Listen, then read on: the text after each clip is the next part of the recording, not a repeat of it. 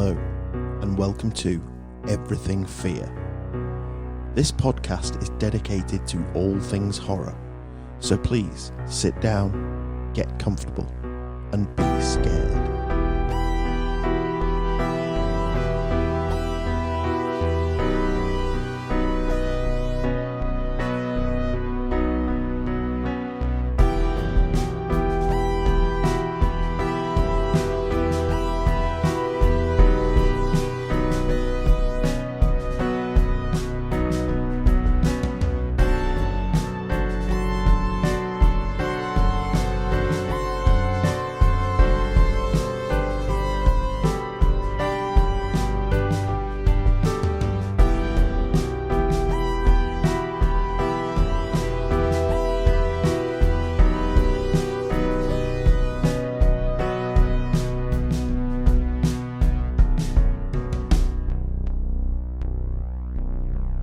Welcome to episode 1 of Everything Fear. Coming up in this episode, we have an interview with horror filmmaker James Plumb, a short story from author P.J. Blakey-Novis, a retrospective look at the remake of A Nightmare on Elm Street, asking the question if whether 10 years on, this film still sucks as much as we all remember. On top of that, there will be spooky news, true horror, and some horror music. So please stick around, and if you enjoy the show, please subscribe and share it with as many of your friends as possible. Thank you. First up, spooky news.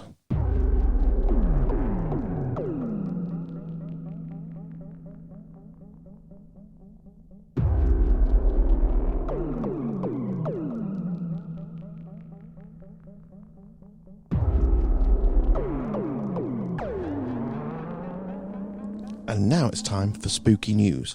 Our look at all the weird and wonderful things that are being reported in the press around the world. Now, as we know, we're all in lockdown at the moment. I think 90% of the world is in quarantine. And governments and officials around the world are trying to control this in various different ways. But I think possibly the best way it's being done is in the Sragen Regency of Indonesia, where a local politician has decided that to punish those who are breaking quarantine, they will be forced to live in notoriously haunted houses. I know, right? Seems a bit extreme, but because of their beliefs and superstitions over there, their belief in the supernatural is so powerful that it's actually working. I don't know. I don't suppose I'd fancy being quarantined in the Amityville House of Horror. I mean, that's not the only supernatural-related quarantine story in Indonesia. There are also villages that are setting up ghosts and monsters models in the towns to scare people back into their homes. So perhaps it's working. Our next story comes from the town of Ebino in Japan, where a couple of urban explorers / ghost hunters, I think, decided that they were going to break into the Green Hills Hotel, which had been out of business since 1992 and was a basically abandoned building. It had been unused for the last few decades. But it was still all there. So these ghost hunters broke in, decided to go and get some photographs and everything. And, you know, they said that there was an uneasy feeling when they entered the building. I think if you enter any abandoned building, there's going to be an uneasy feeling. I've felt it myself when I've done it. On the 6th floor, they entered a guest bedroom where they found a rotting corpse laying on the bed, a body at the time the report was written, they hadn't even been able to identify it as male or female because of the amount of rotting that the body had done. So, any urban explorers or ghost hunters out there, let that be a cautionary tale to you. Our next story has been widely reported all over the internet and press.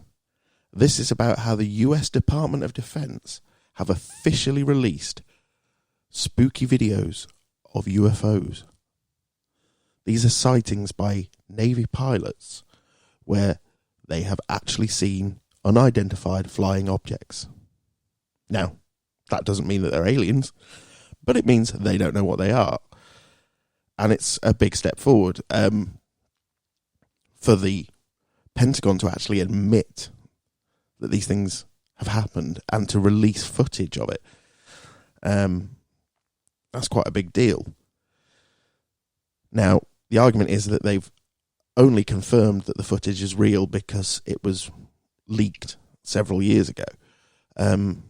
But still, it's a big step forward for the UFO movement. Are we alone, or is there something out there?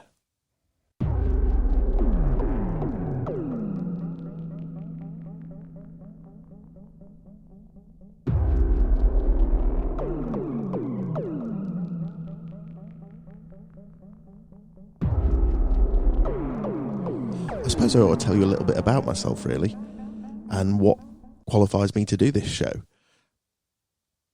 My name is Kit Tinsley. I am a horror author.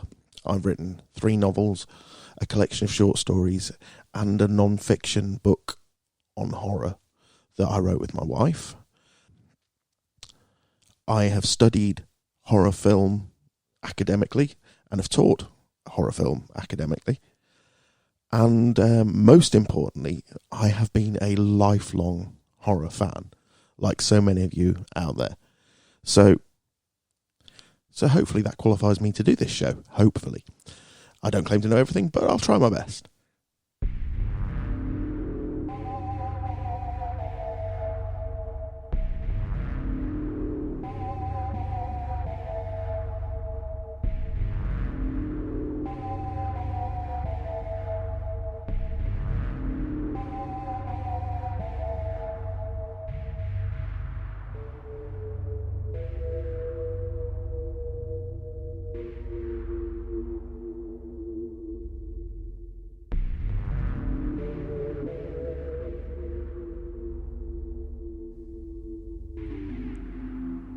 Okay, so next up we have our regular horror music section.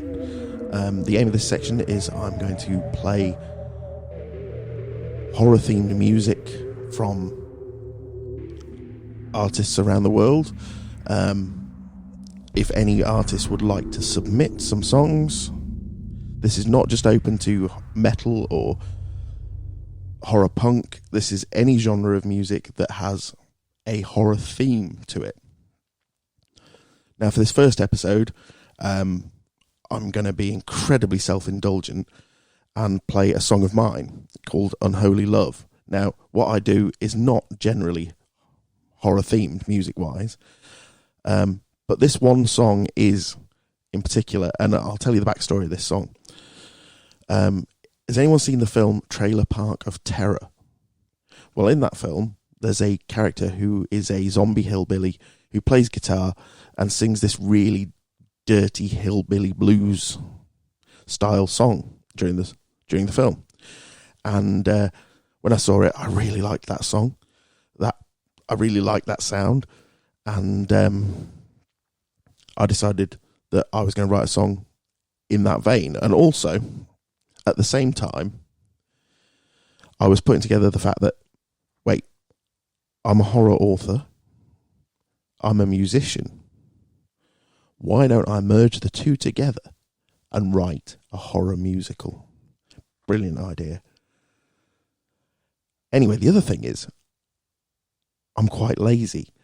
And so, 7 years after writing that first song, when I recorded my debut album, that was still the only song I'd written for my horror musical. So anyway, I hope you enjoy it. This is a bit of dirty hillbilly blues with a horror twinge. This is called Unholy Love.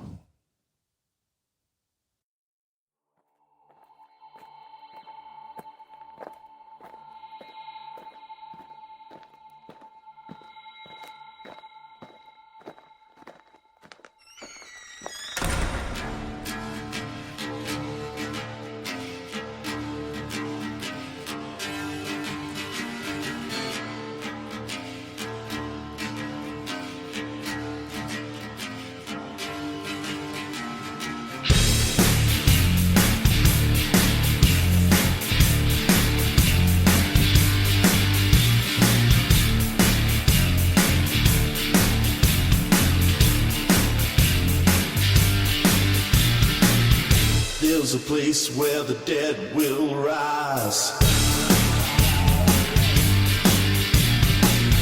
All you live and won't believe your eyes. It's a place that's built on sin. It's a place where the good don't win. Watch out, baby, when you come here. The streets are paved with blood. Watch out, baby, when you come here. I feel loud and holy love.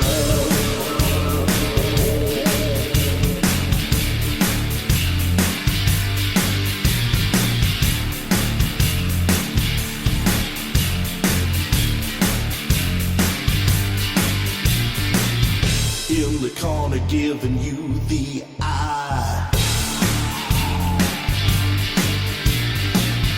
is a ghoul with a throat that's dry. He could give you an apple tree, take from you what's red and sweet.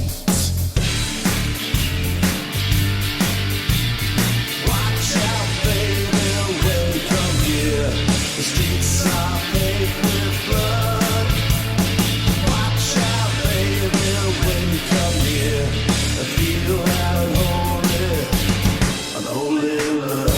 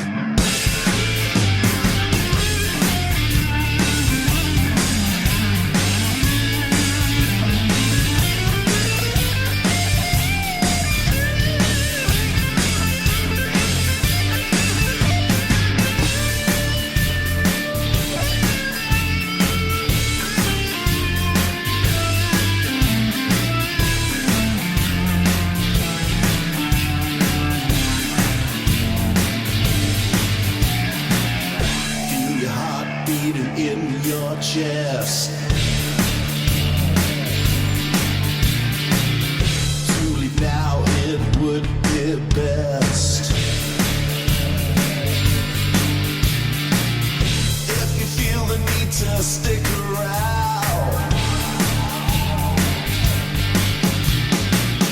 there's a hole next to me in the ground.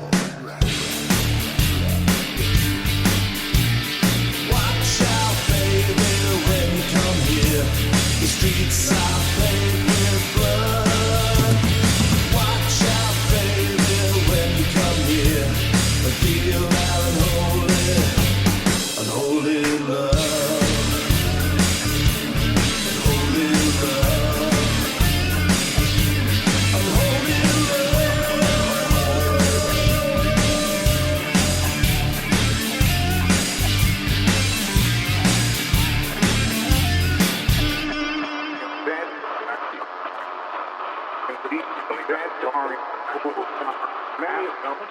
Scientists have begun studying the virus.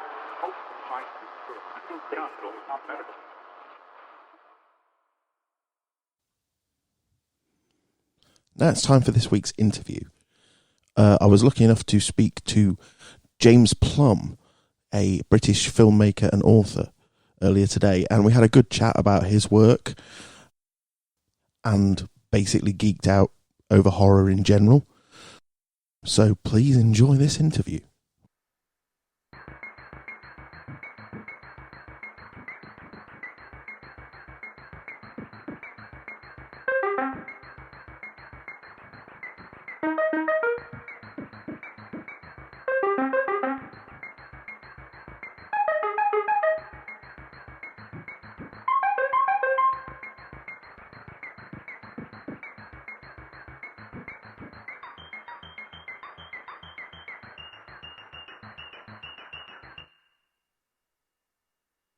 Well, now I'm joined by James Plumb, a British filmmaker, author, and part of the Mad Science team. Hello, James. Hey, Kit. How's things? Oh, not too bad, and you? Yeah, surviving, I think, like everybody else at the moment. Yes. Yeah, weird time. So, yeah. How is lockdown treating you? Yeah, I mean, I can't complain too much. I got, including myself, a family of 4 trapped in a little house. We haven't killed each other yet or resorted to cannibalism. So, yeah, but in that way, all good, I guess, really. Yeah, I know the feeling. I think if any of us resort to cannibalism, it's going to be my 5-year-old. He's mental, that one. Yeah. Well, I got 2, and the youngest is definitely, should we say the feistier of the 2? So yeah. It's always the second one. Yeah. Okay, so what inspired you to become a filmmaker, James? Ooh, good question. You know what? It's like so far back into like my DNA that I honestly don't know. Just always been passionate about loving films from early age. Actually, even before I can remember, my parents kind of tell me, like, when I was a baby, they had like a little one of those baby bouncer chairs. Yeah.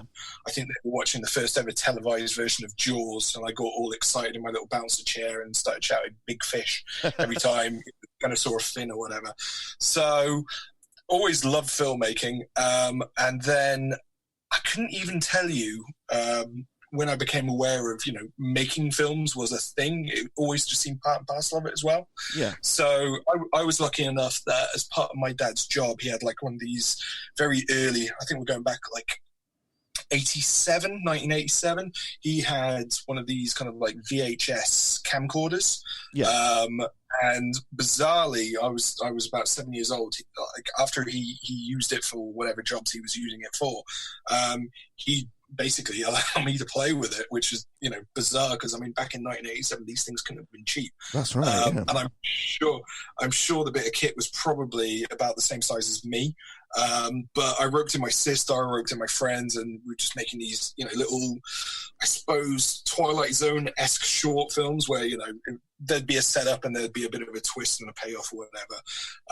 And they were terrible to start with, as everything that you do when you start, especially when you're a kid, it is terrible. Yeah. But you kind of learn various tricks, and I started watching TV shows and films and trying to go, okay, well, I was trying to do that, but that didn't work. So I went back to the source and watched kind of like Spielberg films and kind of learned how he used shots in certain ways or whatever, to kind of set up a gag or whatever it would be, and then just kind of did that and never really stopped. I mean, I was really lucky in terms of my parents were really like emotionally and mentally supportive on that kind of thing. And just kind of followed it through the whole way. And, the kit got slightly better, whatever pocket money I managed to save and birthday money went towards all of that. And, kind of at the sake of any other kind of interest, it kept on just being filmmaking. Yeah. I mean, that's very much the same as myself in terms of my start in this sort of area. I mean, what you were saying about, even before you can remember being obsessed with films. I always remember my mum telling me that I was in the womb the first time they went to see Star Wars, and she thinks that's responsible for it. So, sure, yeah. No, I can believe it. I think I mean, Kit, I think you're a relatively similar kind of age bracket to me, and I think we were growing up, and there was like again, I remember when my parents brought home a VHS, the video player. I remember that being such a big deal, and the idea of having these films on demand, and we could just rewind them and kind of watch a bit again, whatever. And my parents, I'm sure, hated it because like I remember we had a copy of The Goonies on VHS. Again, I think that was one of my birthday presents, and God, they must have hated that film. I played it so many times. But again, there'd be bits where I'd be like, "Oh, how did they do that? How did they do that?" And for me it was Ghostbusters. Great. Another great example. I think it was Goonies, Ghostbusters, and probably Back to the Future. Were like the I think we grew up in a golden age, really. Yeah. Especially, I mean, you know, the 80s gets a lot of flack nowadays as a decade for filmmaking, but as a kid and for kids' films in the 80s, it was like a gold, definitely. But yeah, no, that kind of stuff was brilliant, and obviously, you know, you had some film magazines made it over here. Like for me, it was Fangoria and I think Starburst. Starburst, yeah. They were about at the time. But obviously, we at the time when I really first got into filmmaking, there was no internet to speak of, and definitely nothing that would give you kind of a glimpse into filmmaking. So it'd be just trying to figure it out yourself, and then the occasional, you know, magazine article about how they did that. And they, you know, for mainstream films, you didn't really have that. It was really the genre magazines like Fangoria and Gorezone, which really kind of went into the nitty gritty of filmmaking. So for me, filmmaking was like tied in more with horror films and sci-fi films, because those magazines were looking at, you know, how they did that. Yeah. You know, mainstream film magazines or anything like that was more, you know, film criticism, film theory, rather than, you know, how did you set up a shot and all that kind of stuff. You only got that information really from the genre stuff. Yeah, I mean, I think DVD was probably the breakthrough for that, where you started getting special features and audio commentaries. I know. What's sad now, though, is like, you know, I've got, you know, a massive stack of DVDs, but I remember when they first came out, it didn't matter what the film was, religiously going through, you know, and some of the films had like 4 or 5 commentaries on, and listening to one after the other. Yeah, I think when I got the Nightmare on Elm Street one, I watched it with every commentary, just one. Yeah. It was a whole day. Yeah. I'm sure one of the early discs I got was the 7 disc, or was it Fight Club? I think it was 7. And there was like 4 separate commentaries on it. And it's just one after the other. Yeah. And there'd be a lot of overlap. But, you know, like, I mean, I think at the time I was a student, so I had a bit more free time. But the idea that, you know, I could even, you know, actually bother to watch the short making of on the discs, if they put them on there anymore. You know, I don't have that time, but you know, that's kind of the curse of you know, parenthood, really, isn't it? Yeah, I mean, I just suck up all this information that you get from these commentaries and documentaries. It's like have you seen the Never Sleep Again, the Nightmare on Elm Street documentary? Oh yes, it's like 8 hours long. I made the mistake of starting that thinking, well, I'll just watch, and again, it was probably about 9:30 at night, and you know, I keep pretty normal hours really, and I thought, well, I'll just watch about the first film, but of course it's such in depth and it's so well done. But yeah, you know, like 2 a.m. or whatever, I finally finished, you know, enough that I was like, I've really got to go.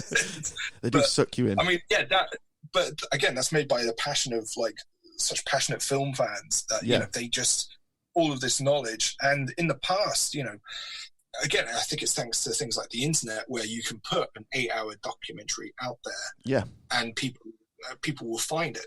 Whereas, you know, perhaps prior to YouTube or other things, you know, other video streaming platforms, it would be, you know, you'd have to kind of keep it to about 90 minutes and maybe 2 hours, because the thinking was nobody would watch it longer. No. But of course, now that, you know, we're in the world where niche filmmaking, you know, and the interest in niche like genre and all that kind of stuff, you can find that audience, which is amazing. I think especially with the horror genre, the fans are so passionate to know everything. Yeah. You know, story details, casting details, technical details. It's just, we want to know it all. Did you ever catch the Leviathan, the 9-hour documentary on just the first 2 Hellraiser films? Yes, I've got that. I'm actually interviewing Gary Smart in a couple of weeks, who produced that and various others. So again, you know, just another great example of like, wow, you know, just having that as a resource. And I remember I think that turned up while I was like ill home with like food poisoning at some point. So yeah, you know, that was what I did during that time when I wasn't really going anywhere apart from, you know, back and forth the bathroom. So yeah.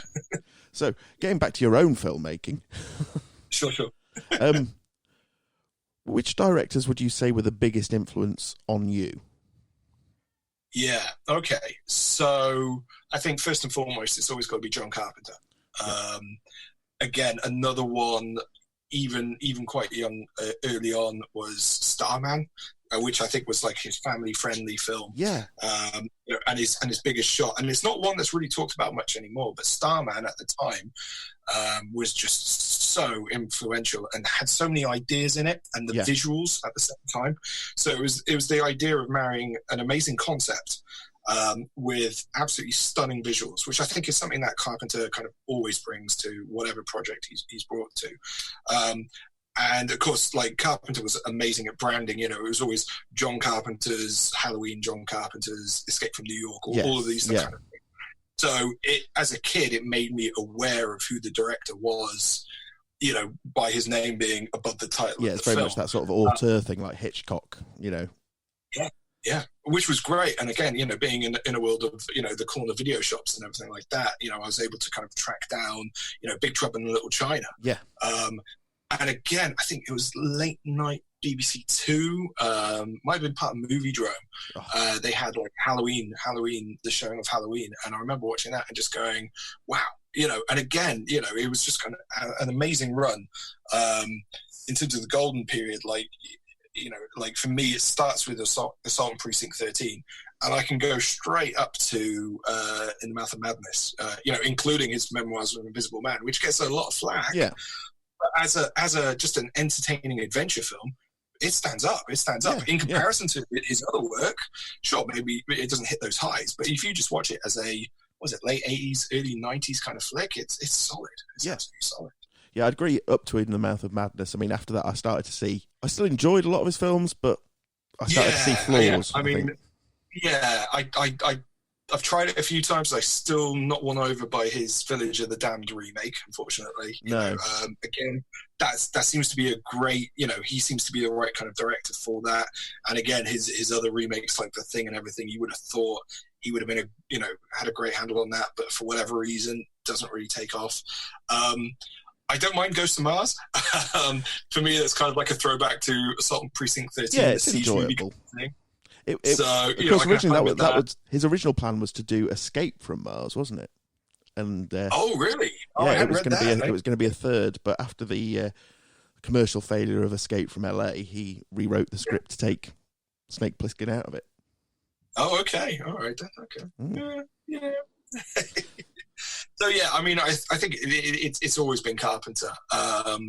Like outside of Carpenter, I enjoy Alex Cox's stuff. So, you know, I know he's only really kind of dabbled with genre stuff adjacent, like Repo Man and stuff like that. I enjoyed what he'd do with the genre and how he'd mess with it, and all kind of stuff.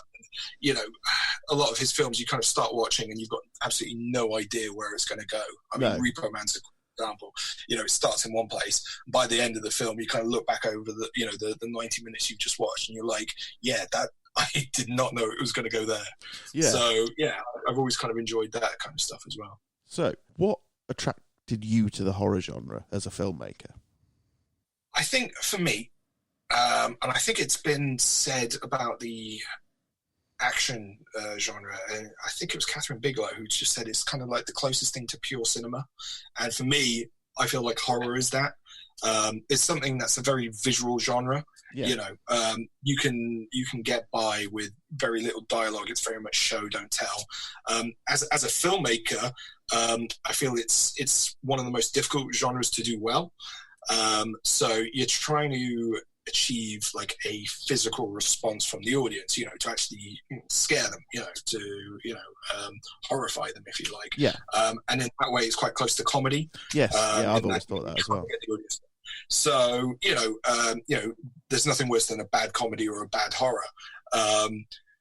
But as a filmmaker as well, you get to play with all the toys of cinema. You know, you get to play with the fake blood and the fake limbs and all that. And, you know, like I see a lot of my filmmaking contemporaries who are just doing dramas. I'm like, guys, you're missing out. You know, I'm sure, you know, your gritty drama is great, but there's no decapitations in it, guys. So, you know, and it's kind of that goes back to the filmmaking thing is of, you know, setting up these film gags of, you know, almost lying on screen and trying to convince people. I guess it's like magic, isn't it? Yeah. You're trying to convince people of the reality of this film, and horror and sci-fi are the closest to that. You know, if you're doing a period piece, great, okay, that's fine. but that did exist as a reality in the past. If you're trying to create something completely fantastical, that's a harder job.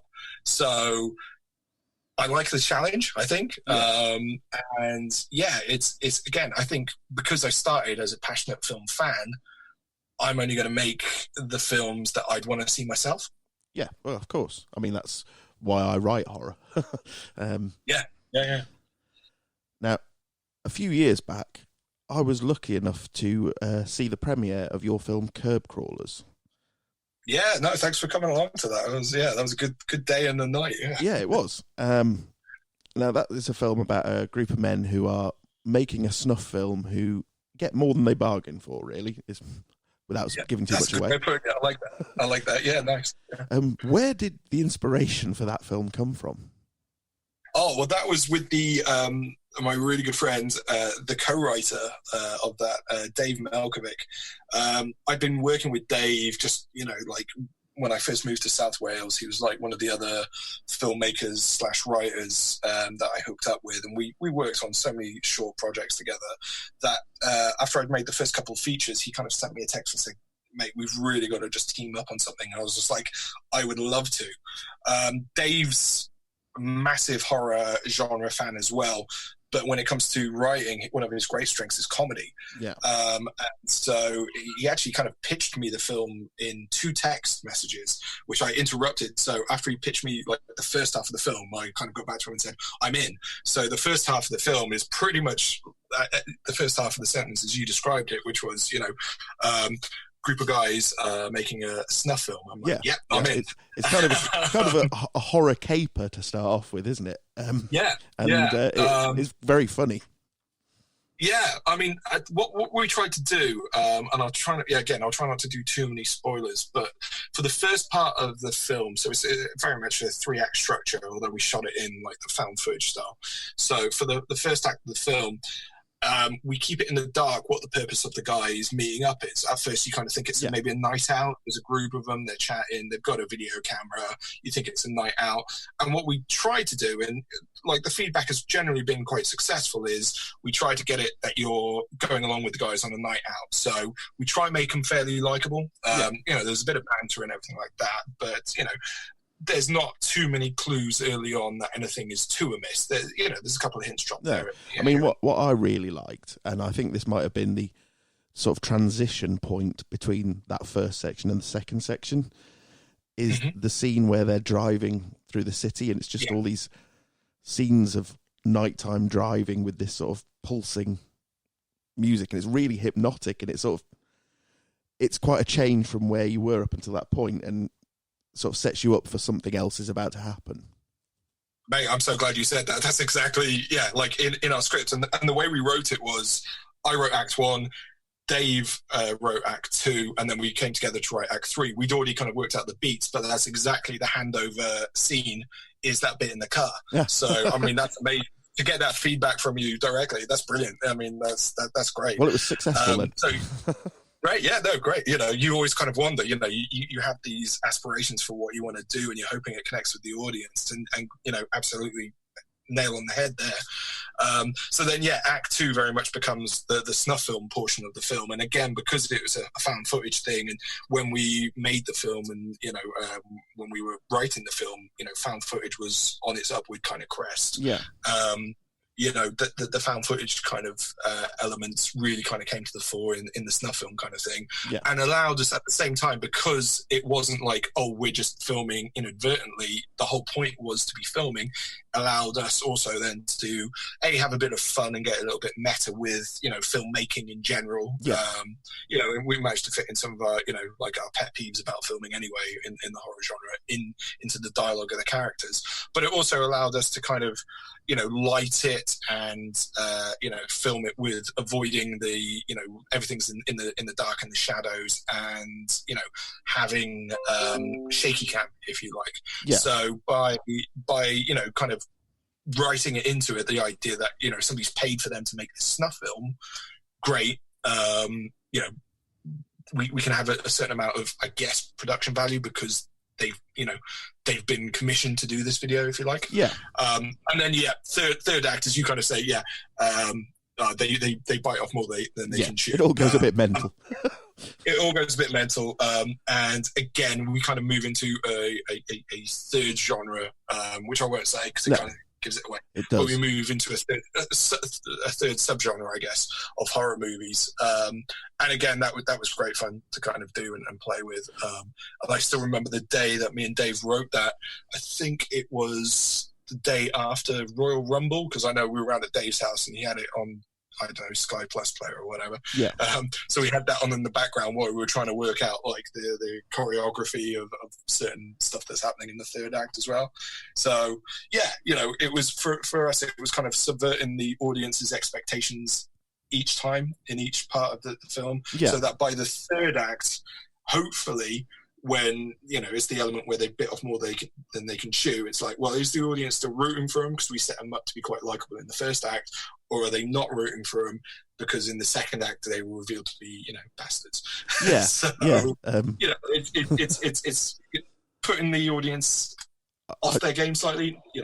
I think it successfully sort of shows you which characters you are going to root for and which ones you're going to despise. Throughout the film. Yeah. I mean, and in terms of writing and then working with actors and stuff, that's just so much fun. And because we shot it in the found footage style, what it meant was you'd have, I mean, in low budget filmmaking, you don't often get a lot of time for a rehearsal. Yeah. But we shot it at night in a location where there were kind of like skylights, so we really did have to wait till it got dark. And of course we shot during the summer, which is the worst time to shoot, when it needs to be nighttime. Yeah, because it starts so late. That's when we did it. But what that did mean was that our DP could set up the lights, set up everything up. We had a production designer; they could set dress everything, and it gave me time to rehearse great long stretches with the actors. Which, in low budget filmmaking, you rarely get that amount of time. So it was amazing to do that, and again, it was working with some guys I'd worked with in the past, and it's brilliant working with them again. And it was some guys that I'd been wanting to work with for a long time and have worked with again and again, in the future as well. Yeah. So in terms of a shoot, I mean, not everything went smoothly because, low budget filmmaking doesn't go smoothly. The initial lead actress that we had dropped out, I think, 8 hours before we were supposed to shoot. Oh my God. That was a day. I thought the only thing I would have to do would be sort out some shoes for the actor, for one of the actors that day. So that was the only job I had before we were shooting that night. And then I had an email saying, again, I think she said she was in hospital or something. Whether that was true or not, who knows? But she said she was in hospital and couldn't travel over from London. So again, I can beat that though. Okay, go, yeah. The film I produced, Shadows of a Stranger. Sure, yeah. We had a lead actor who he was the only sort of professional name in the film. A guy called James Aubrey. Who was Ralph in the 60s version of Lord of the Flies. Sure. He died just before we started production, and we had to recast. And that is worse. Although, what would have been worse is if he died midway through. Yes, yeah. So, silver linings, I guess. Yeah. And the thing was, he'd helped us cast the rest of the film. Oh, wow. And there was one guy, and he was saying, I really like him. I don't know what role he's suitable for. He'd be suitable for mine if I wasn't here. So we ended up casting that guy in the role instead, as a sort of homage to Jimmy. And we also cast his daughter. We actually cast her in a role in the film as well. So the whole thing's sort of very much dedicated to him. Yeah, wow. Yeah, okay, yeah, that's worse. But getting back to Curb Crawlers, I mean, it must be like 4 years ago I saw that film. And it still stays with me very vividly. So all credit to you. Oh, thank you. I really appreciate that. I really appreciate it. We had an absolute nightmare trying to release that film, so it's still unreleased, unfortunately. It came out at a time when it was almost like a second video nasty thing that kind of happened for a lot of the independent distributors. So there was a film which again had a found footage film which had snuff film overtones to it.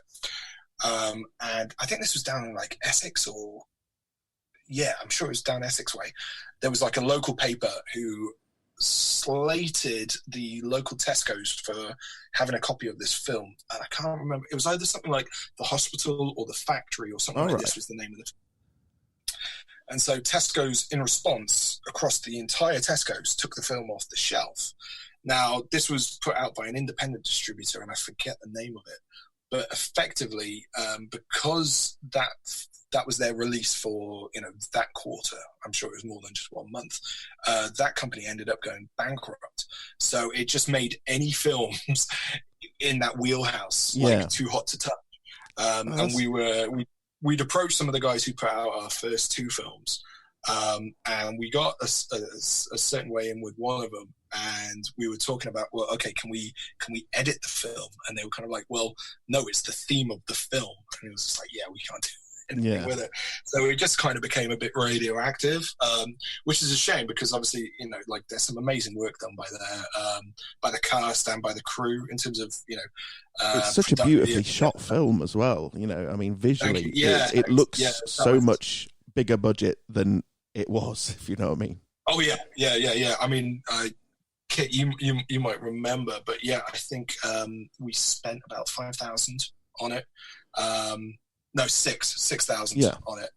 And again, that came from the fact that we'd made 2 films before, so we had gotten better at making sure as much money as possible went up on the screen, if you like. Yeah. But it was absolutely heartbreaking, not to be able to get it released.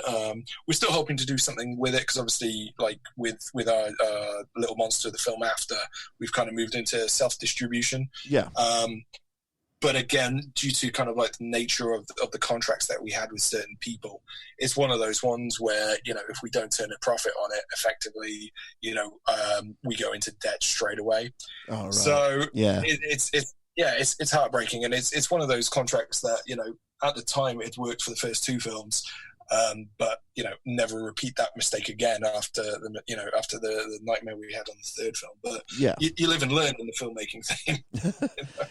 Now, you just mentioned Little Monster, which of course is based on your own book, your own novel. Yes, yeah. How did the book come about, and what inspired that story? Sure. So one of the big supporters of my stuff was a horror author called Wayne Simmons, who put together the Cardiff HorrorCon Scardiff, which I think is, Kit, where you and I got. Yeah. And Wayne was amazing. I mean, like, as a force in South Wales, just putting together, like, horror conventions. He was initially attached to, like, one of the comic conventions. And one of the talks that myself, a producer and a makeup artist at a Comic-Con, we did the little talk, and we filled the room so much that people were just sitting, down the center of aisles and just hovering at the back. And they kind of said, well, wow, what a turnout. So that inspired Wayne to actually kind of put together Scardiff, which was, amazing as a venue for us, as a film fan, great, that's brilliant. I love going to horror conventions, or, comic conventions, or sci-fi conventions, or whatever. So just to have that as a film fan was great, but to have it as a filmmaker and as a platform, to try talk more about our work, great, tick both boxes. Yeah. So Wayne was a big fan of, like, our first 2 films. And then Curb Crawlers, he was brilliant. Like, we showed the trailer at the first Scardiff, and then effectively we were the only film showing at the second Scardiff. And he was brilliant. He gave me like the main room beforehand to do a Q&A. I think he called it a masterclass, but effectively a Q&A about low budget filmmaking and stuff like that. And we had like a captive audience of like 50 to 60 people. And me being the terrible magician that I am, giving away all the secrets of filmmaking. But that's, as a film fan, I'm like, this is what I've learned. Let me tell you. Yeah. And, it was a great opportunity to kind of bounce ideas off other people as well. So Wayne, like, first and foremost, was a horror author.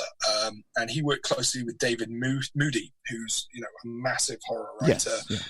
And one of the first horror writers who really got into, definitely in the UK, at least to my knowledge, into kind of self-publishing his stuff.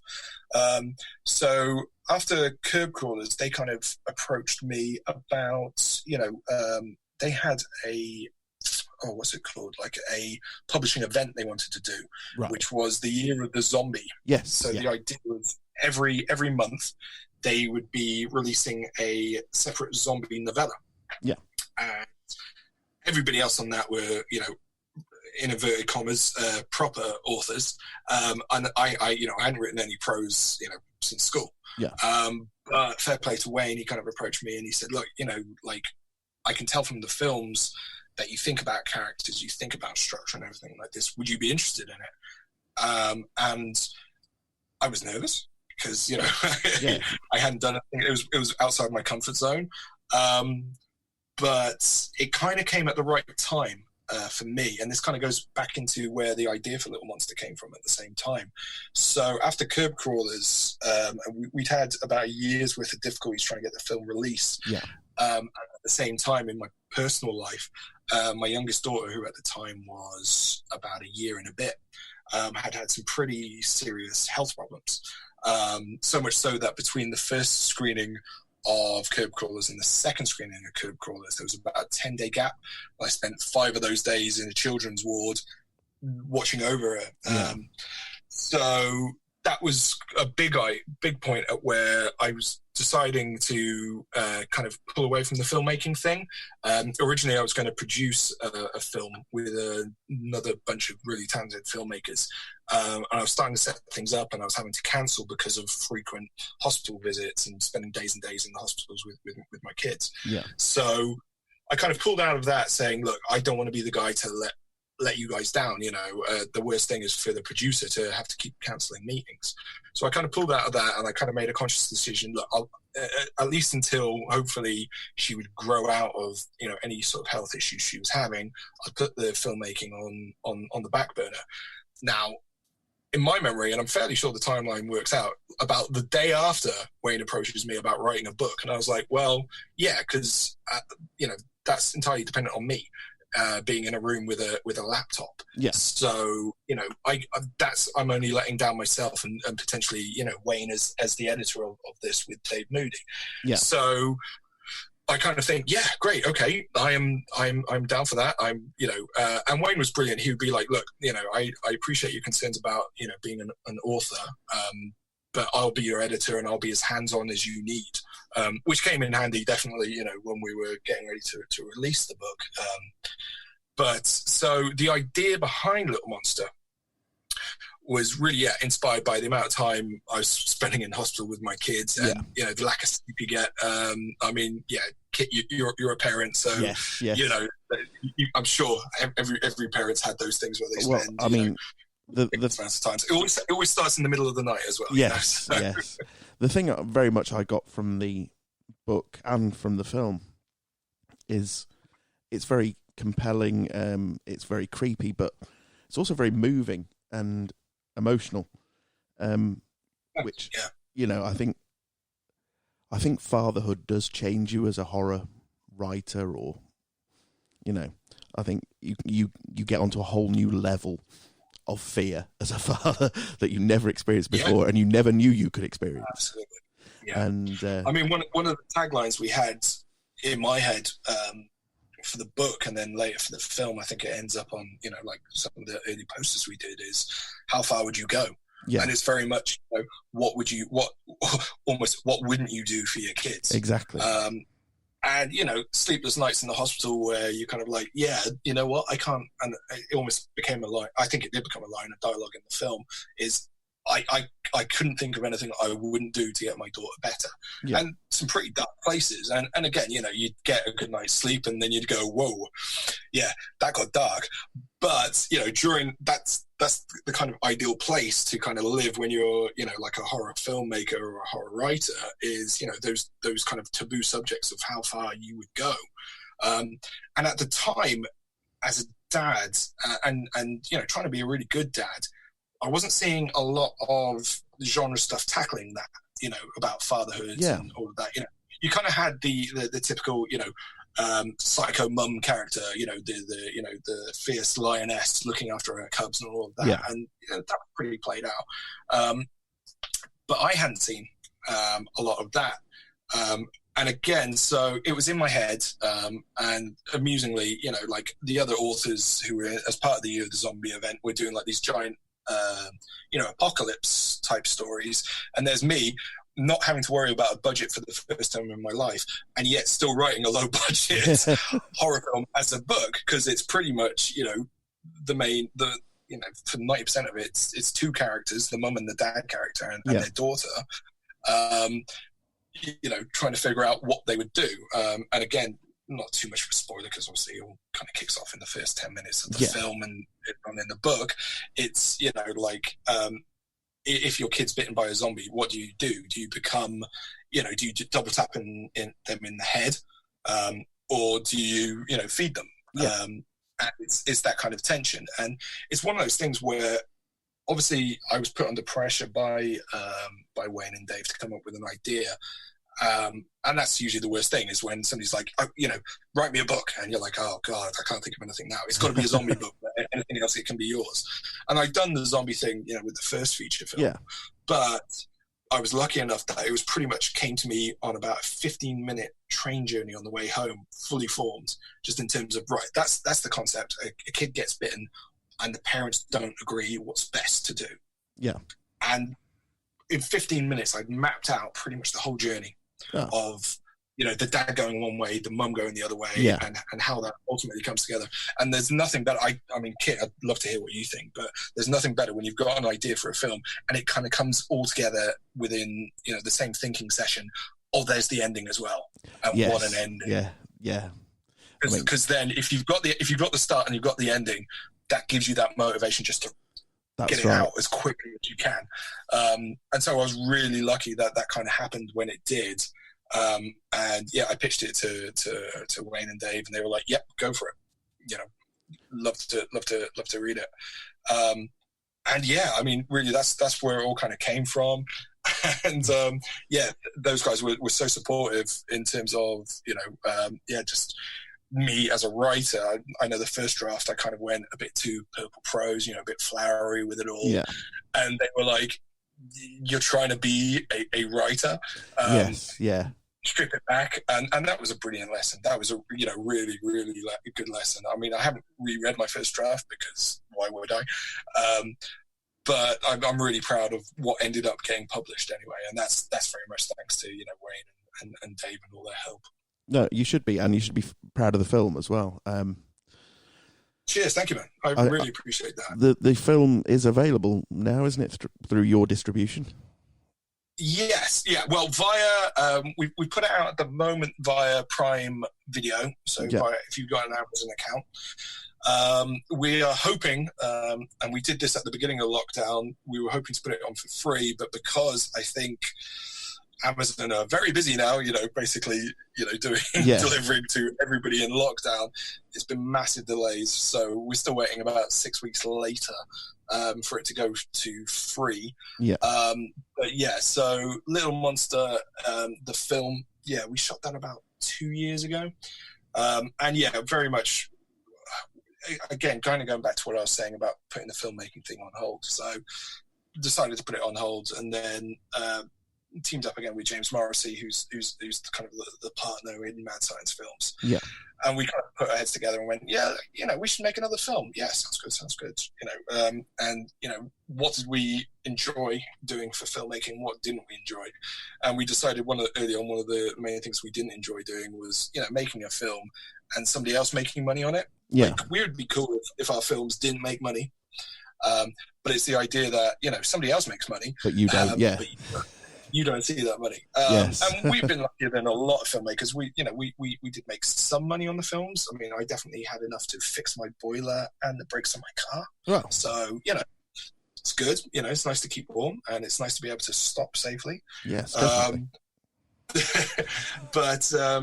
We decided early on, we were going to self-distribute. And a big part of that also came from my writing experience and working with Dave Moody and looking at the self-publishing world. and just seeing, at the time, self-distribution, when we first, decided to do that, it's become a lot more popular now in the past 2 years. But when we kind of put our heads together, there wasn't really that many guides to it. So as much as possible, I was looking at the self-publishing world and kind of going, well, what would work for us and what doesn't? And we've made some mistakes along the way, but that's great. You can just learn from that for next time as well. So yeah, that's what we're looking at doing. So we had a screening of that last year, which was brilliant. We did a sold out screening in Cardiff. Yeah. And it was great. I mean, we were lucky enough that there was a couple of local film festivals that teamed up to basically, present the film as a one-off festival night. And again, there was a genre festival guys, and I'd been supporting them as a fan, and they turned around and they went, "Would you guys consider letting us, put a screening on it?" And I'd be like, "Yeah, I'd be honoured. Thank you very much." Of course. So that was great, and we split the ticket sales, but the ticket sales then that we got basically went back into wine for after the screening of the thing. So every pig you get, very merry. And then after that, we decided we were going to do our own Indiegogo release. So effectively like a DVD pre-order campaign. Yeah. And that goes back to what we were talking about earlier, Kit, with, like absolutely loading a disc. So like a collector's edition disc. Yeah. So absolutely loading a disc with commentaries. There's 2 commentaries on there. Bloopers, making of, clapper reel as well. Just all the kind of stuff that as a film fan I would love to see. Yeah. And it's very much, that's the kind of releases we want to do. So we want to make discs for horror fans, but we also want to make discs for filmmakers and, other, or fans that love filmmaking as much as they love the genre itself. Absolutely. So yeah, we decided we'd put that out. So we were nice and successful with that, and we were able to get enough copies printed up and sent out to people, and that was a lot of fun. And then we decided then to put it up on Prime Video and distribute through there. Now, one of the things I'm hoping to do further down the line is set up our own kind of website where we can distribute direct. Yeah. But obviously, the great thing about Amazon is most people on the planet, I think, or at least in the UK and the US, are, Amazon members. Yeah. So it's really, using that platform and getting the eyeballs out there. And, again, with the Year of the Zombie books and all of that, that was primarily done through, Amazon. And, I mean, we had a lot of through that. So, yeah. When I started writing and I decided to self-publish, it was, I looked at the options, and going exclusive with Amazon was a much better option than going anywhere else, really, or sharing it. Yeah. Okay, so I understand that you're running a competition at the moment. Yes, that's true. Yeah. So one of the things, again, and this is just me and Jim putting our heads together and kind of going, okay, we're in lockdown. What can we do? So we've been doing on our YouTube channel, we've been doing weekly episodes for about 2.5 years, and then we'd actually made the decision at the beginning of the year to move it to monthly episodes, and then the coronavirus happened. So that was kind of timely for us as well. So we decided, right, okay, we can't produce as much content as we'd want to. And we try to keep the level of our shows fairly high for production value because it is a filmmaking vlog. Yeah. So, we kind of thought that normally a Zoom screencast or whatever wouldn't kind of work for what we were trying to do. So we kind of put our heads together and we kind of thought, okay, well, what can we do? And first and foremost, me and Jim were both film fans. We're filmmakers, but what got us into it is film fans. And we wanted, to give the opportunity for other people to make a story, make a film using something as simple as Zoom or Skype or whatever, group chat kind of thing is out there. But the story can be about whatever they want. So not looking for production value, that element doesn't matter. It's just about storytelling. And, entertain us. It's only going to be 3 minutes long. And what we've done is we've put together quite a comprehensive beginner's filmmaking kit. Yeah, I was looking at the prize list and it's quite astounding.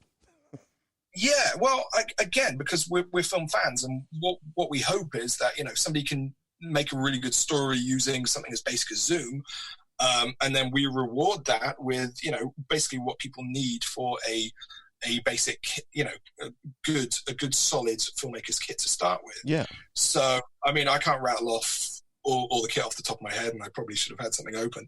But there's a GH2, which is a really solid 1080 camera. It's not 4K, but it's good for 1080. Yeah. There's lights in there. There's microphones. There's a really good tripod. Yeah. There's a cage for the camera.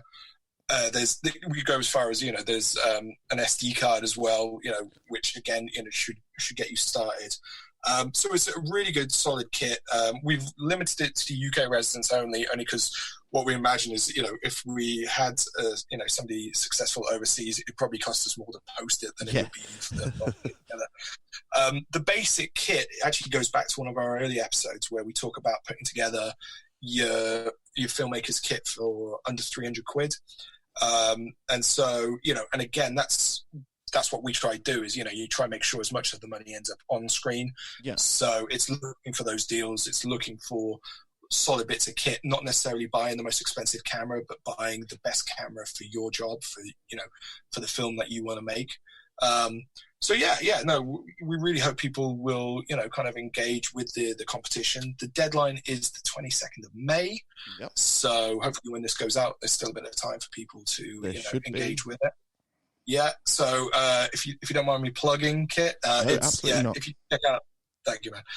It's the Mad Science Films Facebook page or the Mad Science Films YouTube channel. It's the 3-minute Mad Science Films Lockdown Challenge. It's a bit of a mouthful, but yeah. And then, check it out.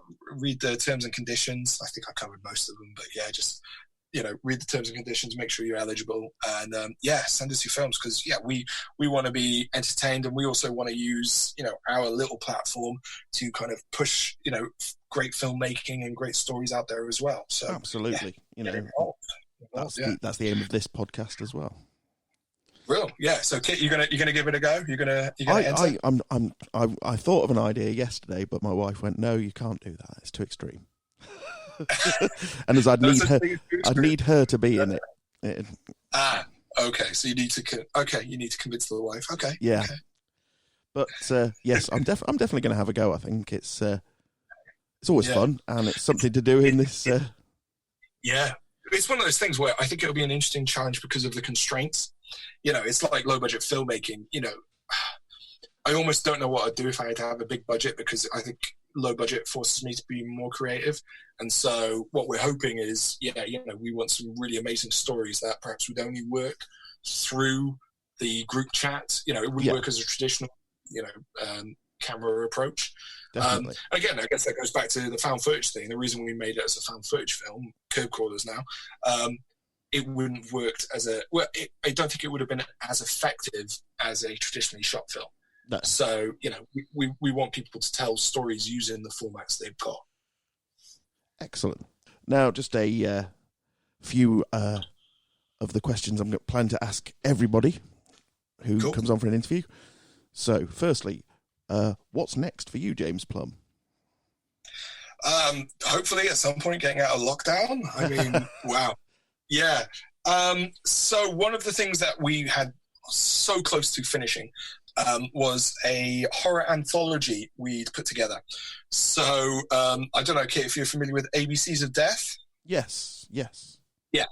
So, again, for your listeners, I mean, no, I won't tell them. This is a podcast called Everything Fear. So, I'm just going to assume that all of your listeners know the concept of ABCs of Death. So, I was amused by it when it came out, and I kind of thought, right, that's an amazingly stupid concept, just giving a letter of the alphabet to, different filmmakers and getting them to come up with it. I was like, what's stupider than that? And again, for a train ride, I just amused myself with the idea of emojis of horror. So, it was one of those kind of things where we were in post-production on Little Monster, and I kind of, wanted to get something up and running, and again, wanted to use some of the ideas that we'd learned from self-publishing, Little Monster and Year of the Zombie. And the idea of Year of the Zombie, which I quite liked, was the idea of all these different authors teaming up into an anthology book and, sharing each other's audience. Yeah. So the idea was like, well, okay, I'm going to approach some of my favorite local filmmakers and further afield filmmakers and see if they're up for this idea. It's a really stupid idea. I'm fine with people telling me, no, that's a stupid idea, because I know it's a stupid idea. Amusingly, everybody else kind of got the joke as well. So I think out of the 18 people I asked, 16 came back and went, yeah, I'm in. So that's great. Now, in terms of actually finishing the film, we got less than that. So the only thing we had left to do, and if there's anybody listening who's thinking about doing an anthology, producing an anthology film where it's different filmmakers working together, don't do it. It sounds easier, but it's actually more work than traditional. I mean, my book Dark County is a anthology of short stories I've written, and my plan was to turn that into an anthology story a film with the campfire tale story basically being the linking story, and then doing some of the others and perhaps getting other filmmakers in to do it. But the logistics of it is just scary.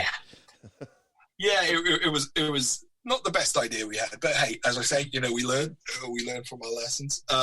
Anyway, we got very close. We actually had scheduled before lockdown to shoot the linking segments. So again, we kind of have I won't say old fashioned, but kind of the crypt keeper kind of host introducing with a modern twist, and that's all I'll say, because we're still hoping to shoot it. So we've got all the segments that we're going to get. Unfortunately, some people dropped out along the way, some for good reasons, or less than good reasons, but hey. So we got very close. We got all the segments in, and we were going to shoot it, and then the world was locked down. So that's still the plan. Once things are opened up and everything, we're not going to try do it, remotely or anything like that. We want to do it properly. We want to do justice to the people who worked hard on their segments, because the segments that we have had in are great and brilliant quality and deserve to be seen by the wider world. Some people did it about a month after we invited them to do it. Some people took longer, as people do. That's what we're hoping to be next. Again, that one we don't want to charge, we just want to give it away. Again, it's going back to the idea of sharing people's audiences. So we're giving the film away, and people who are fans of director A's work will also get to check out director B, C, D, and E. That's the idea behind it. So hopefully, depending on when we're all allowed out of our homes, that'll be out. We're aiming to get it out this year. Oh, fingers crossed for that. Circumstances permitting. Yeah. Oh, excellent. So, next question. This podcast, we also do true horror as well. Okay. So, have you ever had any supernatural or true horror experiences? You know what? I can't say I have. I kind of, I'm skeptical, but so am I. For some reason, so am I. Yes, some reason that means that I enjoy the fiction all the more. I think, we like friends of friends. I know those paranormal guys, the ghost chasers and all of that. Yeah, and I politely nod. No, I've never had anything I couldn't kind of explain away by maybe having had a few too many to drink, and it's a dark room, and that's probably it. So, I've had a couple of experiences that I can't explain, but that doesn't necessarily mean I'm going to leap straight to supernatural. Sure. It's just I can't explain it. Could be coincidence or something else. But then that stuff's great though, isn't it? Because you've got the other part of your brain going, ooh, what if? And a lot of stories come out of that. Yeah, exactly, yeah. So I've got the part of my brain that just goes, oh yeah, it was probably nothing. But then I've got the fun part of my brain as well that kind of goes into overdrive. So I think that balance works for me. But no, I can't say I've had any experiences that kind of made me go, ooh, there's something more. Okay, final question. What is your all-time favourite horror movie and or novel? Ooh, yeah, this is a difficult one, man. Okay, I'm going to give my stock answer to horror film, and it's not the best horror film, but I'm using favorite as one I can just put on when I need to. You know, it's my go-to film, and that's Evil Dead 2. Just for pure entertainment value. Again, kid of the 80s. It's got the comedy, it's got the horror, it's got the gore, it's got the slapstick. It's doing that comedy and the horror thing, and it's doing it really well. Yeah. I think comedy and horror is such a hard balance to get right, let alone doing comedy or just horror. So yeah, I'm going to stick with that. Again, like I say, I know it's not the best film, and it might not even be the best film that Sam Raimi's done, but it's definitely my favourite. Yeah, so it's a great choice. Yeah, thank you, man. What about yours? Mine? Oh, Nightmare on Elm Street, always. Yeah, classic. Nice. Yeah. That will always be my favourite horror film. Again, it's probably not the best, but it's... Was that your gateway one? I'll tell you what it was. It was the first one that really scared me as a kid when I first watched it. Yeah. And it took me years to build up to watch it again, and eventually I just sort of... It was a challenge to watch it, and when I did, it was... It's such a primal idea. The idea that whatever you do, don't go to sleep. And of course, as a kid, I mean, wow. Yeah. So how old do you think you were when you first saw it? I think I was probably about 8. Yeah, nice. It's the perfect time, isn't it? Yeah. I think the earliest horror film I remember seeing was Alien when I was about 5. Wow. Okay. Yeah. Which. Yeah, it explains a lot, really. I know. What I wonder about, like, parents of the 80s is what were they thinking? Letting us have access to this stuff. I mean, I'm grateful they did, but wow. I do find myself going, I'd watch this by the time I was my kid's age, but I wouldn't let them watch it. Yeah. But I think maybe we're going wrong somewhere. I don't know. I think it's more to do with I worry what other people would say now if I let them watch it than me actually not letting them watch it. Yeah, I think that's a fair point, yeah. Okay, well, thank you very much, James. It's been a pleasure talking to you. And yeah, absolutely. I know. Good catching up. Good luck for all of your future projects. Excellent. And I'll be listening into future episodes as well, dude. Excellent. Thank you.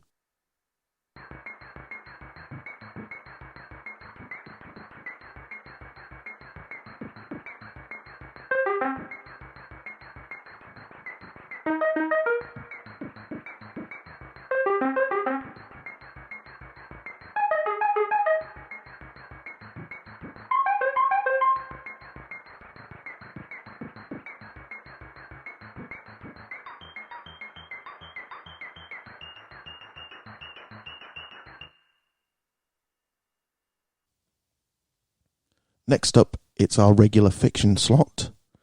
This week we've got a short story from author P.J. Blakey-Novis called Unearthed. Enjoy.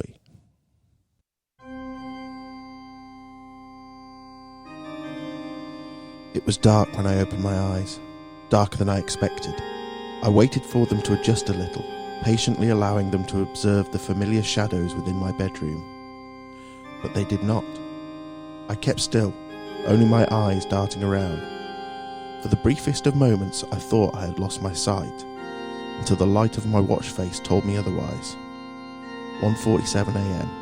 It was too dark. I reached for the duvet but was unable to find it. I turned onto my side, sliding a hand across to feel for my lover. It did not find her, instead striking something hard and rough. Without taking a moment to think, I rolled onto my back, reaching out to the other side, to what should have been the edge of the bed. Again, a hard, rough surface met my fingertips. Now I was awake. I tried to sit up quickly, unable to see the same rough surface barely 6 inches above me, and grazed my forehead in the process. Fear had dilated my pupils, but the darkness remained impenetrable. I pressed the light on my watch, its meagre glow providing little assistance. Tentatively, I reached behind me to find the same surface. I slid down to what should have been the foot of my bed, my heel striking the end of my coffin, for this was surely where I was, entombed in wood. Without any cover, the chill was noticeable. Even on this summer night, my hands found their way down my side, confirming that I remained as I had gone to bed, naked. Considering my circumstances, I had remained calm thus far, assessing my situation with deliberate thought. Nevertheless, try as I might, I could not recall anything that had led me to this place. We had gone to bed at around the same time as always, made love in the way that we usually did, and had fallen asleep. That was barely 2 hours ago. Nothing suspicious or out of the ordinary had happened that evening. Had it? I racked my brain, trying to recall something that could constitute a clue, but came up with nothing. Idiot. Perhaps trying to get out of here should be a priority. I could have been anywhere, and the late hour drastically reduced the chances of anybody passing by, no matter my location. Air was a commodity not to be wasted, and so, against my natural impulses, I resisted the urge to scream for help. I suppose I was still in a state of disbelief, hoping this would turn out to be some kind of prank, even though I could think of no one who would go to such extremes. Gently I pressed my hands against the boards to my left and right, trying to detect a weakness, but found none. I had enough space to roll over, but not enough room to get my head to where my feet currently were. Knowing that my legs were far stronger than my arms, logic told me to kick at the end, and so I did. It felt like my only option, and I went at it hard, certain that my life may well depend on it. I cursed myself too for refusing to wear bed socks, as the soles of my feet took in splinters and turned slippery with blood. Again and again I kicked with as much force as I could. The wood cracked eventually, but it was of little consequence. I remained unable to push the boards outward against the weight of the soil. My hope that I was merely nailed in a box disappeared as soon as I felt the damp earth on my toes, and I knew, without a doubt, that I was buried. If I was to escape then, I would need to turn around, to be able at least to try to shovel the dirt with my hands. 6 feet of wet mud would weigh a lot, I assumed, and I saw a good chance that I would be crushed under this weight. It's either that or just wait to die. I have to find a way to turn myself around. The width of the box was greater than the height, so it made sense to try and turn that way, in a kind of forward roll manoeuvre. Tucking my knees up to my stomach as tightly as I could, I began to swivel my body around. My nakedness offered me no protection from the rough wood which tore against my right side.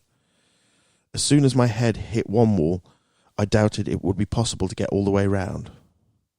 Certainly not without causing some serious damage to myself. Regret came flooding in as I thought about how I had neglected my body, cursing this ring of fat around my waist. Pulling my knees in with all the strength I could muster, I let out a yelp as the soles of my feet made contact with the left side of the box, forcing my scalp to push against the right. I was wedged there, rough surfaces at both extremities, tears welling in my eyes. I breathed deeply, preparing for what I knew was going to be almost unbearable, and dragged my feet behind me. I could feel them slicing open, but the lubrication of blood made the movement easier. As my feet moved, so did my head, sending a searing pain shooting across my scalp as I broke forth, now face down, my head at the opening that my feet had made. Gently, I touched 2 fingers to the top of my head. It felt wet, and I was sure that I had left hair behind, matted into the wood. My head hurt more than my feet, but my hands were still intact, and they were what I needed now. Dig, I told myself. It's the only chance. I fumbled in the dark with my hands, beginning to pull the dirt into the box. It moved easily, but was wet and heavy. I felt things crawling between my fingers, the creatures that dwell in the darkness. The earth did not fall in on me, and one handful at a time I managed to move it, trying as hard as I could to ignore the pain. I shoveled lumps one by one into the box, filling the space I left behind me. Only once did I stop, tempted to give in to the exhaustion, beginning to doubt which way was up and which was down. I checked my watch. It had been almost an hour since I had awoken. I had no idea how long I would have sufficient oxygen for, but I guessed it wouldn't be much longer. My breaths were coming harder and faster. I pulled at the dirt above me once more. 1 scoop, 2 scoops. Then I hit something. It felt hard yet movable. A root, perhaps. The hope that I was nearing the surface propelled me on until my eyes detected a glimmer of light peering through the split soil. It was the top, and I was going to make it. I pushed a hand through, feeling the cold air hit it. My other hand quickly followed, both of them frantically pulling open a large enough space for my head to fit through. Fresh air rushed into my oxygen-starved lungs. My eyes adjusted to the moonlight, and I laughed. I was in agony, not just in my scalp and my feet, but my entire naked body had been scraped and scratched during my ascent. It will heal. I just need to get home. Using the last of my strength, I pushed against my mangled feet to climb out of what was almost my tomb, and lay face down, unclothed in the wet grass. "Holy shit!" I heard, barely able to move my head. "Help is here. I'm going to be okay." "He's fucking climbed out," came a second voice. My brain took a split second to process what I had heard. He's climbed out. They knew I was down there. That voice was familiar. I began to roll over, trying to see who was there. A man whom I did not recognise stood over me, looking me up and down. "All that for nothing," he said, almost admiringly. He turned to face someone else. "I'll take care of it." The pain that the rest of my body felt made the attack feel almost numb. I saw a glint of steel in the moonlight, and then I couldn't catch my breath. My chest began to feel warm and sticky as my open throat gushed red across it. I couldn't process what was happening, or why. I just knew it was over. I looked away from my killer, turning my gaze in the direction of the familiar voice, and saw her. I'd hoped she was safely still in our bed, but that was not the case. She watched the life drain out of me, no sign of remorse on her pretty face, and I was gone before I could even guess at her motivation.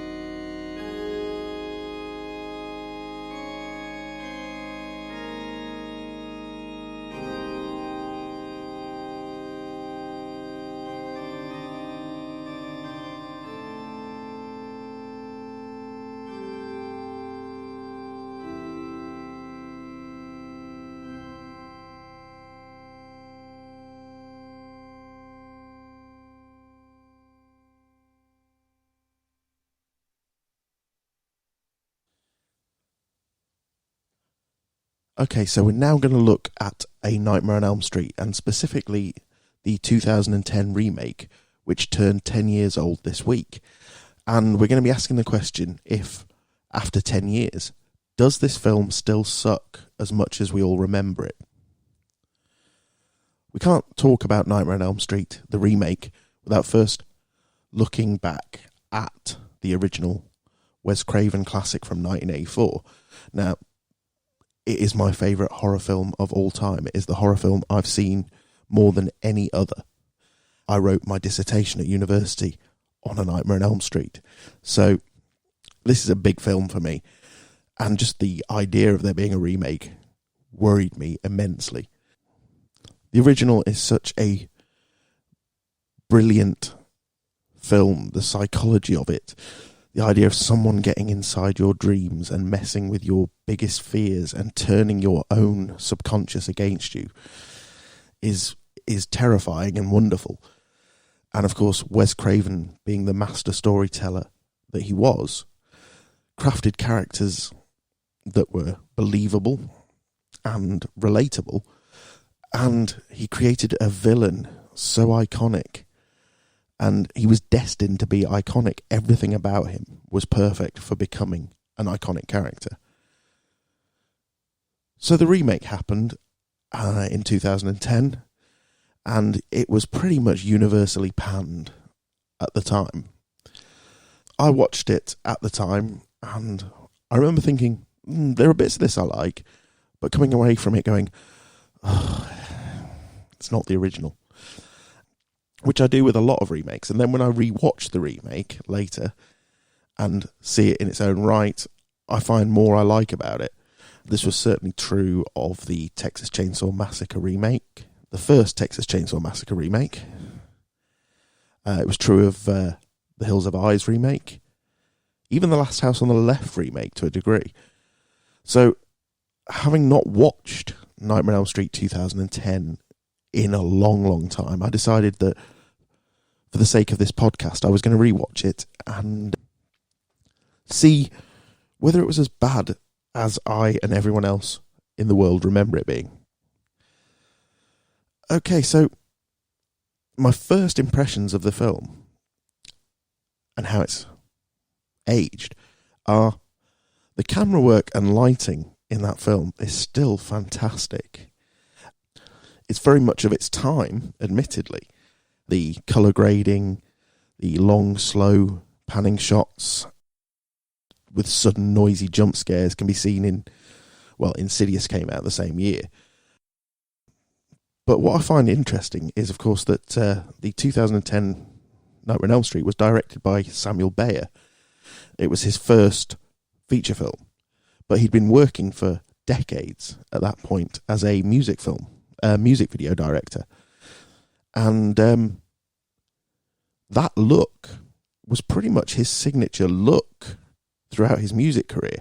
And when you can think about the fact that Bayer directed videos for Smells Like Teen Spirit by Nirvana, Stupid Girl by Garbage, Until It Sleeps by Metallica, Welcome to the Black Parade by My Chemical Romance, he sort of invented that style with those music videos. And it obviously influenced horror filmmakers later, because by the time he made his debut as a feature film director, that was pretty much the style of the time.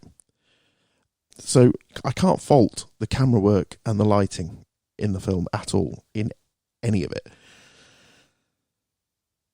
What bugs me right from the start is the opening scene. You know you're in a dream. The transition between dream and reality is glaringly obvious. This was a problem I always found with the later entries in the original Nightmare on Elm Street series. From about 3 onwards, every dream sequence, there was instantly purple, green and red lights in the set, notifying that it was a dream. Whereas in the original Nightmare on Elm Street from 1984, especially the first few dream sequences, the transition is very subtle and you don't know whether the character is awake or dreaming.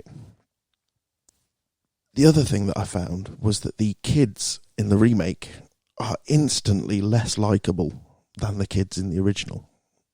Can they act better? Possibly. But they are so annoyingly edgy teen that it becomes distracting, really. Whereas in the original, at least they're more sort of normal teens. It's very hard to follow a film when you find the main characters you're supposed to be rooting for kind of annoying, which is what I found with the remake. Jackie Earle Haley as Freddy Krueger. Now, Jackie Earle Haley is a great actor. There's no denying that. And he'd just come off Watchmen, where he'd played another raspy-voiced, fedora-wearing character, which I think didn't help.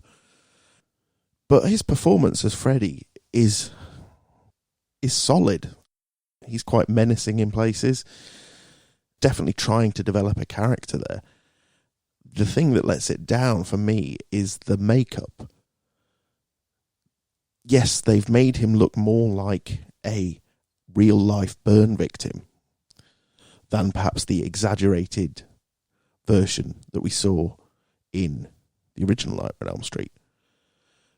But in doing so, they've taken away so much of his facial expression that he can't get across the personality that Robert Englund did with the character. That was always what made Freddy stand out for me, was the personality. And a big part of that was because you could see his face. You could see his facial expressions. You could see when he was enjoying something. You could see when he was being menacing. Unlike the other faceless slasher killers. But Haley's makeup restricted that completely. And you're left with a character whose facial expression very rarely changes in the entire film. Also, I think the script didn't help with character development of personality. Freddy is much nastier. Not in a good way. He seems much more vindictive. Much more hate-filled. Robert Englund's Freddy although he's out for revenge on the parents of Elm Street and the children of Elm Street, enjoys what he's doing. He takes glee in it.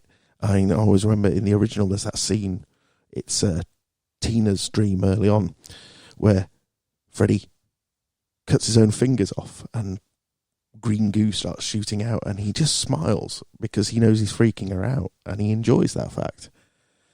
You don't get any of that with Jackie Earle Haley's Freddy in the remake. His Freddy is very one note. It felt like they tried to shoehorn a lot of imagery from the original into the remake, but without making it work particularly well. It didn't look as creepy as it did in the original, and it was in there for no good reason, like the kids with the jump ropes, singing the 1, 2, Freddy's coming for you. The bath scene with Nancy, which in the original is a great and tense scene because, of course, the hand comes out between her legs in the bath. She doesn't see it. It goes back in. It comes back out, grabs her and drags her down under the water, and there's this struggle under the water. Whereas in the remake, it's like Nancy's in the bath, the hand comes out, goes back down, comes back out. Oh, that's it. That's it. That's the end of the scene. So it was like they were trying to pay homage to the original, but not really succeeding. They were just shoehorning things in. And can we just talk about the terrible, terrible CGI of Freddy coming out the wall above Nancy's bed in the remake? This is an iconic scene from the original film, which was achieved purely practically by using spandex stretched across a wall, stretched across a frame, and someone pushing their head through to give the impression that Freddy was pushing his way through the solid wall. It looks amazing, it's lit amazing, and it is one of the iconic scenes of the series. And what they did in the remake looked like the terrible CGI that was done in Peter Jackson's The Frighteners, except in The Frighteners it was meant to be funny and it was better quality. It's almost as if last minute they decided in the remake to put that sequence in, and it was like, oh, well, we'll just bung it in with CGI. But they didn't spend enough money on it, and it looked awful. That's not to say the film is all bad. There are some great sequences. When the character of Jesse is in prison for murdering the character of Chris, which he didn't do, of course, we all know it was Freddy, and his dream, he goes into the boiler room and Freddy tortures and kills him. That's quite an effective scene. It works really well, and I like the moment where Freddy's like, you know, after the heart stops beating, the brain carries on for 7 minutes. We've got lots of time left to play. You know, that's brilliant. Also, the scene where Nancy is running away from Freddy in the house towards the end of the movie. She stumbles into a corridor full of blood, like a quagmire of blood. And that, again, is a really good scene. It harks back to the porridge in the steps from the original, but changes it up and makes it probably a slightly more disturbing image, especially when she's covered in blood at the end of that scene. And then, of course, she falls into the blood and a huge CGI blood spurt comes out of a ceiling. Not a patch on the Johnny Depp death scene from the original. Chris's death is, well, Chris is the equivalent of the Tina character in the original. And her death definitely is the Tina death. She's in bed, something attacks her, she's thrown around the room, she's cut in midair, her boyfriend sees it, blah, blah, blah, blah, blah. This scene isn't as impactful in the remake, it's not as unsettling, because she is just thrown around the room by an unseen force. Yes, she's held up in the air, but it doesn't have the wonderful dragging her up the walls onto the ceiling and her looking down from the ceiling at her boyfriend that Tina has. that makes for a much more disturbing and shocking scene. And of course, the sheer ingenuity of them building a room that could be spun so they could do all this without CGI back in those days was fantastic, and gives it a very real and very weird feeling. I like the idea of micronaps as a concept within the Nightmare on Elm Street remake. This idea that if you go long enough without sleep, your brain starts shutting itself off for a few seconds at a time, thus giving Freddy access to them while they're awake. I mean, scientifically speaking, it's a load of rubbish. Even if it was the case that your brain does shut itself off for a couple of seconds, it takes about 20 to 40 minutes to get to a level of sleep where you're able to dream. So I don't think that it was scientifically a sound idea, but it was a nice idea for the series, a nice different way to bring it. And the sequence in the drugstore where Nancy is having the micronaps and Freddy is phasing in and out of the reality she's seeing work really well. So I think that could have been explored perhaps a little bit more. Now, as we all know, a classic trope of the slasher film is the final girl. And it can be much debated who is the greatest final girl of all time. But for me personally, Nancy was the greatest final girl of the original wave of slasher movies. Heather Langenkamp was a great actress. She performed the part really well. But the character is so intelligent and resourceful and inventive that she really goes after Freddy in a way that other final girls tend to find themselves in a position where they have to fight or flight. Whereas Nancy, she goes at Freddy all guns blazing. And of course, she wins in a way. Remake Nancy is a bit of a non-character. Now, Rooney Mara is a great actress. She's done some great stuff. But Nancy in the remake is basically led around the film by other characters. She does very little of the work herself. And yes, at the end she cuts Freddy's throat and kills him. But that's it, pretty much. The rest of the film, she's just being led around. So, for me, they do Nancy a great disservice in the remake. So, in conclusion, does the film still suck? Yes. Yes. There are some nice elements in there.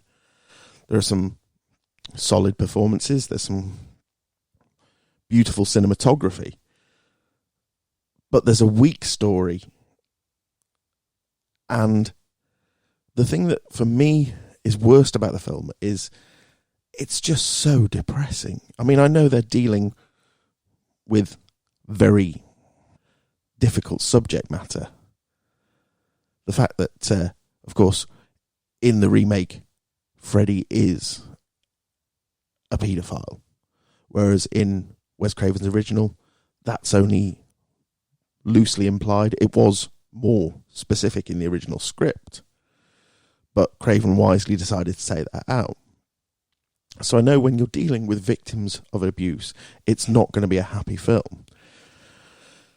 But when you're doing a horror film, you need some humour, some levity to counterbalance everything else, or it's just too grim. And this film was depressing.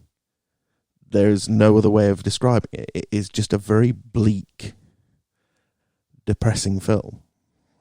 I think it can be summed up, really, if you look at the numbers. The original Nightmare on Elm Street by Wes Craven, 1984, has 94% on Rotten Tomatoes. That's a very high score. Nightmare on Elm Street 2010 by Samuel Bayer, 15%. I mean, Bayer hasn't made another film since, so it's obviously affected his career as a feature filmmaker. Which is sad, because the guy is very talented, and I would like to see him perhaps handle something original rather than a remake of something so good, perhaps then he could shine. But I don't think he was the right choice. The script was the right choice. The makeup was the right choice. So although there are some things within the film that I enjoy, on the whole, yes, 10 years on, it still sucks. Let's see how it looks in 2030.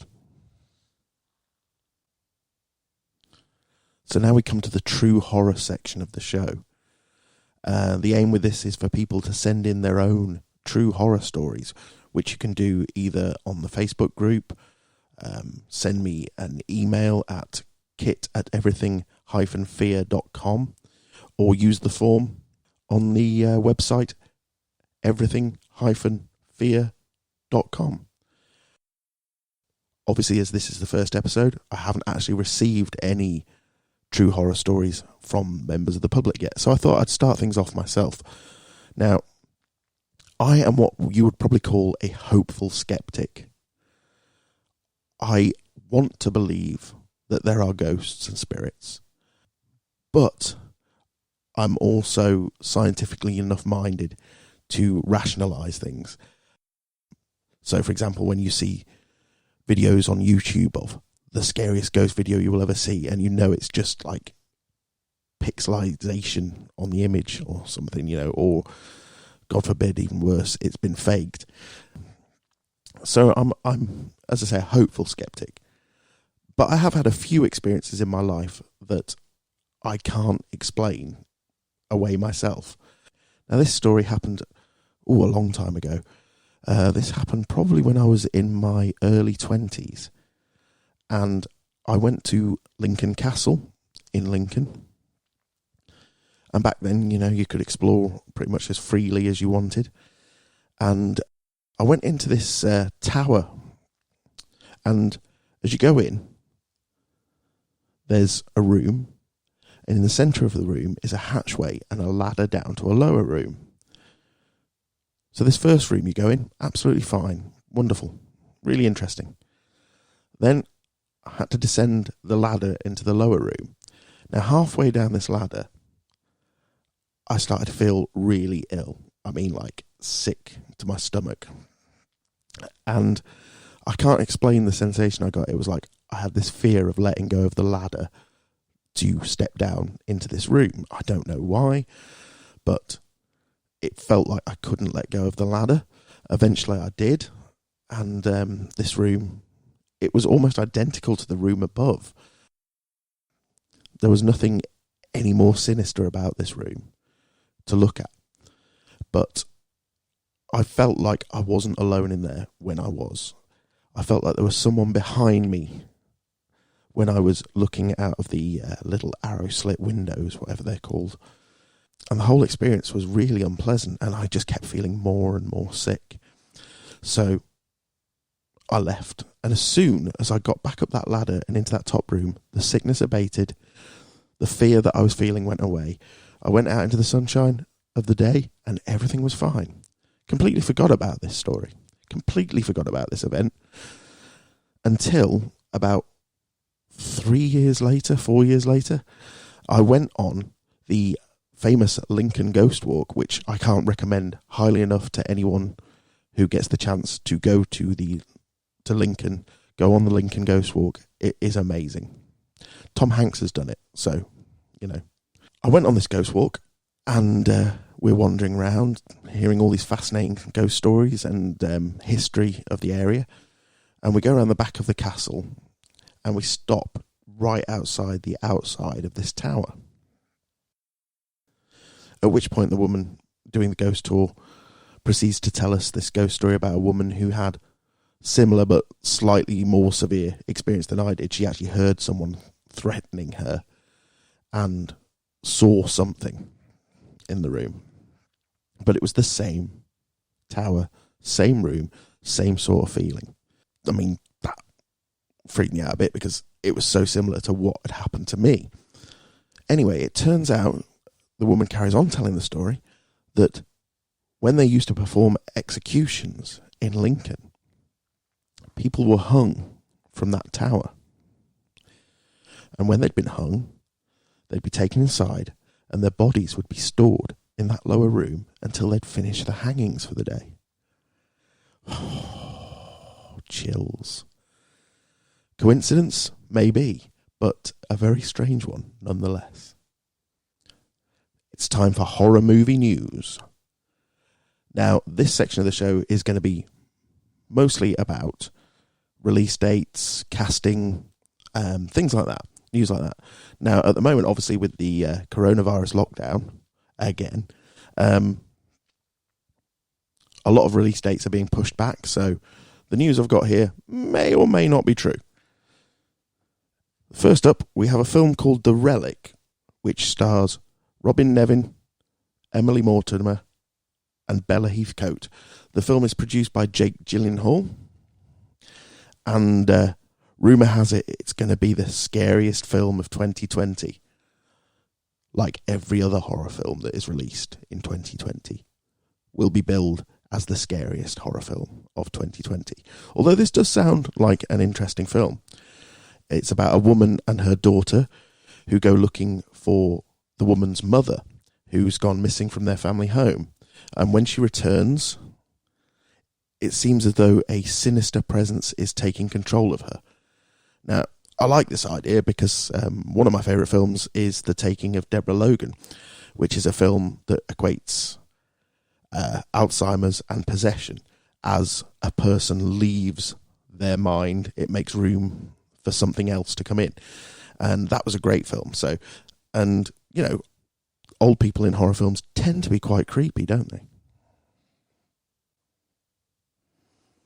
Next up, we have some news on The Conjuring 3. The Devil Made Me Do It, which is the subtitle. This film has a scheduled UK release date now of the 11th of September 2020. Again, like everything else, that is subject to change at the moment. I'm really looking forward to this one. I'm a fan of the series, the main universe especially. I find the spin-off universe a little wanting, but the main universe, I mean, the first Conjuring, I enjoyed that. James Wan made a wonderful film there. The second Conjuring, although not very true to the true story of the Enfield Poltergeist, was an entertaining horror movie. So I'm looking forward to Conjuring 3. This one, though, is very different to the others, apparently. They've decided to move away from the haunted house trope that made the first two films so successful and go in the direction of a man charged with murder who is using demonic possession as a defence. It's another one from the Warren's case files, so make of that what you will. But I will be interested to see this one. Well, thank you for listening to the first episode of Everything Fear. I hope you've enjoyed the show, and if you have, please subscribe and share with your friends. Just all that remains is to tell you what's coming up next week. We will have more true horror stories. We will have another short story narration. We'll have some more horror music, this time from Dead Boy. And we will also have an interview with Art the Clown from Terrifier himself, Mr. David Howard Thornton. So that's all to look forward to in next week's Everything Fear.